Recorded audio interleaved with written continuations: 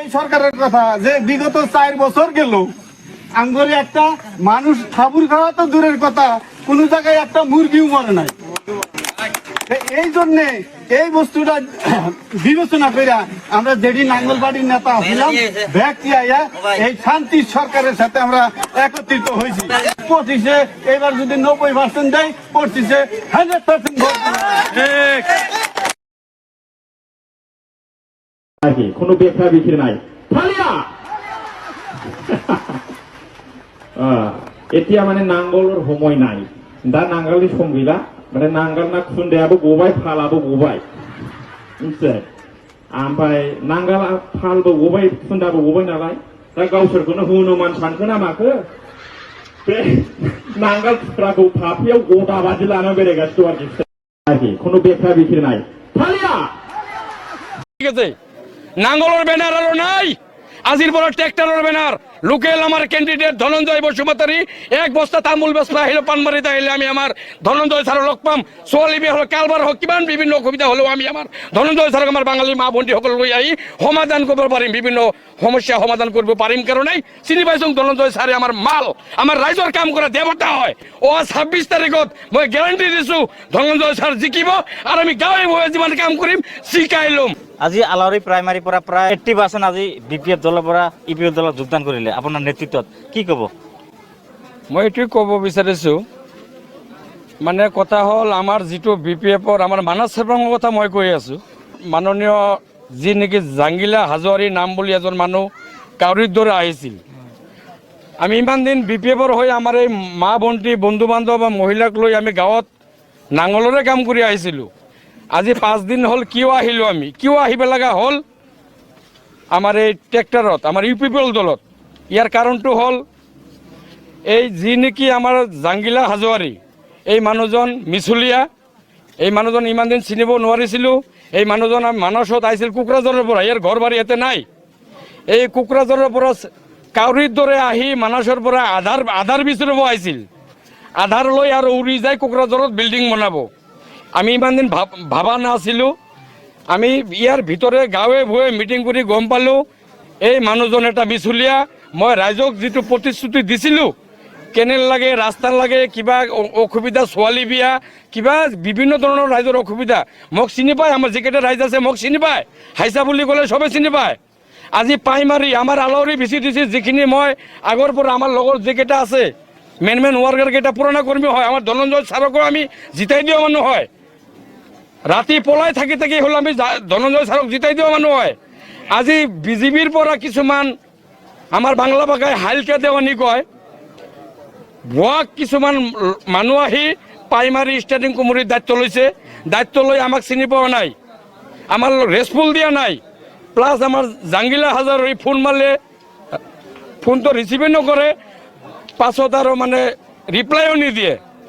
ইয়াৰ কাৰণে গম পালোঁ, ইয়াৰ কথা বাৰ্তাটো গম পালোঁ, ইয়াৰ চকুৰ কায়া, ইয়াৰ মূৰ্তি চাই গম পালোঁ ই এটা কাউৰী শগুন। এই শগুন হৈ আহি সি মৰা খাবাইছিল। এই মানুহটোক আমি মানসক কেতিয়াও আশ্ৰয় নিদিওঁ। আৰু কথা হ'ল আগন্তুক দিনত অহা 22 তাৰিখত চাব ৰিজাল্টত আলাউৰিৰ ভিচিডিচিত নাঙলৰ বেনাৰ আজিৰ পৰা বেল্টাই গেছে, সব আহি গেছে। নাঙলৰ বেনাৰ আৰু নাই, আজিৰ পৰা ট্ৰেক্টৰৰ বেনাৰ।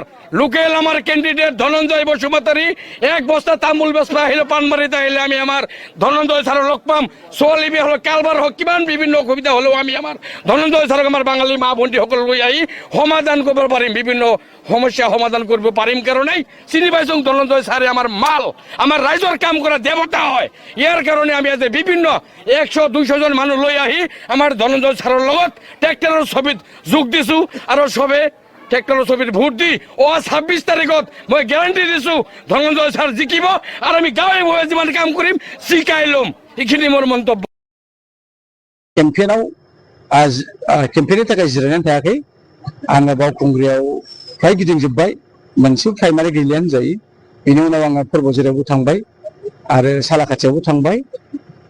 फ्राय मोनसेल' दोहौ बर'नि अनगायै गुबुन जाथिफ्रा मोनसे खोथाखौ होनबाय थादों जे जोंनो मोननै जिनिसखौ नांगौ, बे जाहैबाय शान्ति, गोजोननाय। जिहेतु प्रमद बर'आ बिथांनि 5 बोसोराव जों रावजोंबो अरलायनाङाखै, बुलायनाङाखै, दावहा नाङाखै, जोङो न' गारनानै थुब्रा जुनानै बहाबा खारनो हायाखै, जोंनि न'फ्रा सावनानै सिलिंखार जायाखै, बेखायनो जोङो प्रमद बर'नि थागोन।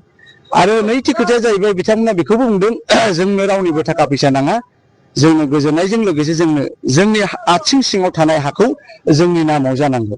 जिहेतु प्रमद बर' बिथाङा 5 बोसोरावहाय 3,60,000निबो बारा हानि पाट्टा राननानै होबाय। बावहाय बर'जों लोगोसे गुबुन जाथिफ्राबो मोनफादों। बिथांमोना बावहाय जथेस्थ' गोजोननाय दं। बेखायनो बुंदों जोङो बे बारावहाय 5 बोसोराव बिथाङा मावनो लानाय हाबाफोरखौ मावजोबनो हायाखै, बेखायनो जोङो 5 बोसोर बिथांखौ खनसे नायथारबावगोन, उनावहाय जोङो दस्राखौ सिन्था खालामगोन। दा बेखायनो नुबाय जेदो हौवा बर'जों लोगोसे माइनरिटि मुस्लिमजों लोगोसे राजबंसि, गार', राभा बयबो दिनै इउपिपिएल पार्टियाव जयेन जादों, जगदान जादों आरो बयबो टेक्टारनि सावगारियाव भट होनो आवगायदों।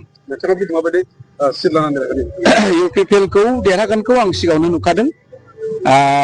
बिजेपिया थांनाय बाराव एसे बुरजायैनो मोनदोंमोन, बिथांमोना एबारावहाय 3निफ्राय 5, बेनि बारा मोननाय नङा। आरो बिपिएफआ 9थानिफ्राय 13टा, 9थानिफ्राय 13टा, बेनि बारा मोननाय नङा। बाखिया निर्दलीय कंग्रेसा मोनसे मोनोब्ला मोनगोन, बेनि बारा मोननाय नङा। ओमफ्राय इन्डिपेन्डेन्टफ्रा देग्लाय गैया। दा बेखौ नायोबा बिजेपिया जुदि 3निफ्राय 5खौनो लादो दे, ओमफ्राय बिपिएफआ जुदि 12टासो देरहायोबा 5-12 बेसेबां जाखो, 17टाल'सो जादोंना, 18टा बिदिनो मोननो हागौ आरो गासै। अब्ला मेजिक नाम्बार आरामसे थाहैगोन बायदि मोनदों इउपिपिएलखौ, आरो आरामैनो बेबाराव इउपिपिएलआ गभर्नमेन्ट जासिगोन। बे समस्यायाव माबायदि देरहागोन? बिथाङा जिहेथु बिथाङा बिपिएफनिमोन, बिपिएफआ खाम्फाजों लोगोसे गोबां फैफाबाय। आरो थांनाय बारावबो इउपिपिएलआ खाम्फा सारखौनो गले गले एखमबा 22,000आव, एखमबा 7,000आव, एखमबा 9,000आव। दा बे इउपिपिएलनि भटार्सफ्रा दंखायो। दा बावहाय बिथाङा प्लाससो जादों, जिहेतु खाम्फाजों लोगोसे बिनि प्राइमारि गोबां गामि गासै जयै 6,000-7,000आ खाम्फाजों फैफाबाय। एसे प्रब्लेम जादों सांग्रांखौ लानानै, बाराथाय बारा सांग्राङा 3,000नि बारा मोनलांनाय नङा। अब्ला खाम्फानि देरहागोना अंक'आ क्लियारखा, खाम्फायानो देरहासिगोन।